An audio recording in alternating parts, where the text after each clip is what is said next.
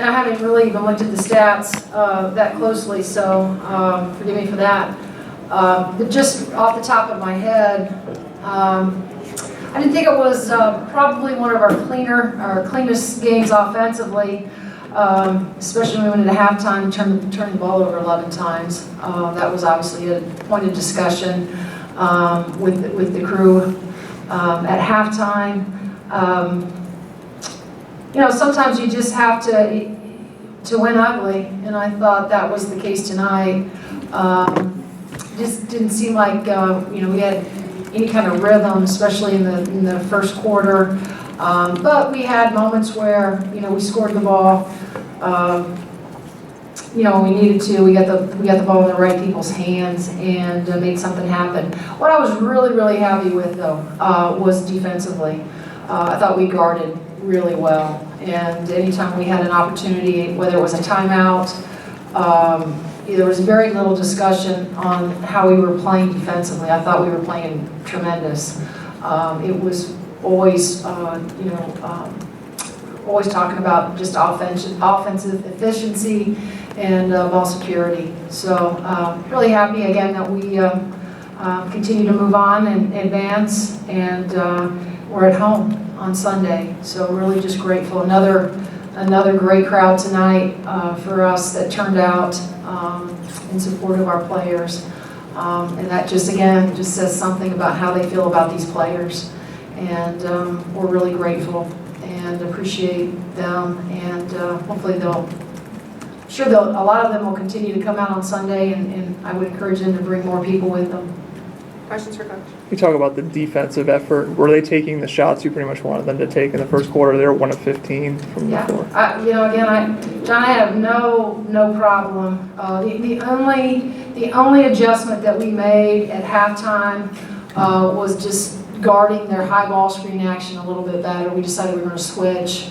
You know, that's one of the things. I guess it was about the 3-minute mark in the first, or in the second quarter. You know, we were up, and then we gave up 3 out of 4. They ran just a little loop action that ended up going right into a ball screen, high ball screen. We didn't handle that very well. So that was the only defensive adjustment that we made. I thought that Jen Anderson, I thought Darby, I thought Cam, wow, I just thought that they were really great in the low block tonight. Those are some big kids, and so you were going to give up some points, but I thought for the most part, you know, we kept Froling pretty well in check throughout the night, I thought. I know you said you didn't look much at the stats, but just the balance tonight. I mean, I think it's 6 or 7 players with at least 6 points. Rebounding, everybody seemed to get involved. Just how important was it that you didn't have to really lean on anyone? No, we didn't. You know, Sam, again, it's just, you know, I just try to remind our guys that they don't have to do anything special. You know, all they have to do is play within the confines of what we're trying to do, our offensive system. And by setting and using screens and cutting hard, we were going to get shots. Most really good offensive teams, if they do those things, they get great shots. And I just thought that there were moments where we had some individuals that were trying to do a little bit more than they were capable of doing. And they were kind of playing above themselves, when in reality they just needed to do what they do every day in practice. And so that's what I challenged them with at halftime, is when we went to when we go to our bench, you know, just stay within the system of what we're trying to do, and don't try to be somebody you're not. And that's why we had some of the turnovers, because I thought we were just trying to do press a little bit more than we needed to offensively. And there was really no need for that. We were getting the shots we wanted. It was just, I wanted us to execute at a higher level. And that's always my expectation for us. Even though sometimes we fail at that, I thought tonight was an opportunity for us, when we went to our bench, to be able to execute at a higher level, and we didn't do that. And so that's what was disappointing. But we are still getting those guys experience, which is really valuable and important. The guys like you know, Rewick Ware and Darby and Rhea, those young kids, Kim, we're getting them tournament experience, which I think is really going to pay off for us. It did seem like in spurts that Rhea in particular, I mean, she didn't have any turnovers and Sure. 6 or 7 points. It seemed like she was just sound. Right, I thought she was too. Maybe there's something about Texas, having another Texas team in here brings out the best in Rhea Gawley. And so I thought she seemed, was playing more aggressive.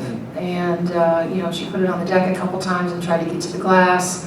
And I just thought, again, she's a terrific athlete. And, she cuts hard in what we try to do offensively. She's always a threat. She's a mid-range game. Mid-range game, she can step out and hit the three, but she's really good off the bounce. We just need her to be more aggressive. That's something that we've continued to talk to her about, and you'll see it in some games. I thought tonight she was more aggressive, but there's other nights that she's a little bit more passive, and we need her to be way more aggressive at trying to get to the rim and trying to get yourself to the free throw line. Because that's, when we go to our bench, she and Carly are kind of different in the sense that they provide us and give us two different types of skill sets. And so we need her to continue to be aggressive. How difficult was it to kind of break out of playing SMU's game early on, because it was kind of a slow start? Well, I think, we try to get some run. I thought they did a great job of getting back. Anybody that preps for us, I think, realizes that we want to run. And, I thought they sent multiple people back and really did a nice job of shutting down the lanes for us to run. But nonetheless, I thought we still got some run outs. I thought Kim Royster, did a great job of running the floor. At the end, going back and forth with Carly and Tiger, I mean, that's the team that we get to coach every day, just the unselfishness that they want to share the ball and make the right play. But I thought there were spurts where we got going, but I just thought that SMU did a good job of trying to limit our runouts, especially in that first quarter. Anything else for So you're pretty happy to have another game at home. Oh yeah, no question. I love it that we get to sleep in our own beds and we don't have to get on an airplane and have to go through all that. I mean, it's a tremendous thing for our players. I know they get excited just to be here at home in front of our home crowd.